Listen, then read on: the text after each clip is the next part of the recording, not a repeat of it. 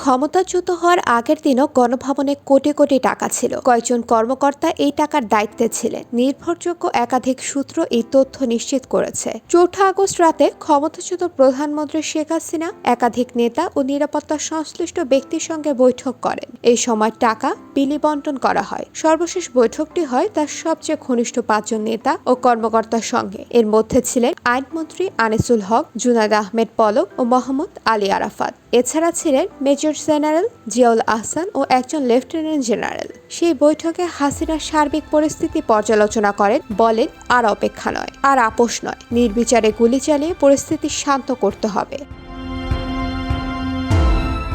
বৈঠকে যোগ দেন আইজিপি চৌধুরী আব্দুল্লাহ আল মামুন। বৈঠকে আইজিপি জানান, পুলিশের পক্ষে আর সম্ভব হচ্ছে না। একদিকে গুলির সংকট, অন্যদিকে জন উপস্থিতি প্রতিনিয়ত বাড়ছে। গুলি করেও থামানো যাচ্ছে না। যদিও এ সময় শেখ হাসিনা আইজিপির প্রশংসা করেন, তবে সবার কথা শেষে সাবেক প্রধানমন্ত্রী ক্ষিপ্ত হয়ে বলেন, তোমাদেরকে কিছু হবে না। আমি সেনাবাহিনীকে বলবো গুলি করতে। কারফিউ আরো কঠিন করতে হবে। সেনাবাহিনীর তরফে আগে জানানো হয়েছে কোনো অবস্থাতেই তারা গুলি করবে না। হাসিনা এটা শোনার পর কোন একজন কর্মকর্তাকে উদ্দেশ্য করে বললেন, আমি তোমাদের জন্য কি না করেছি। তোমরা এখন সবাই গা বাঁচানোর চেষ্টা করছো, যা করার আমিই করব। হাসিনা তখন আরো বলেন, সেনাবাহিনী মার্শাল ল দিচ্ছে না কেন? তাহলে তো পরিস্থিতি ঠান্ডা হয়ে যাবে।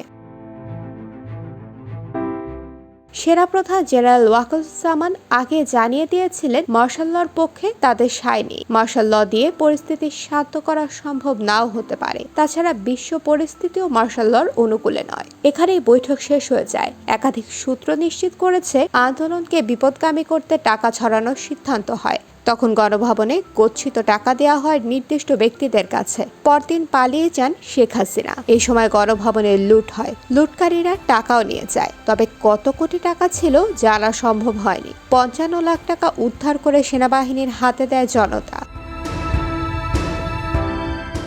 IBTV USA news desk.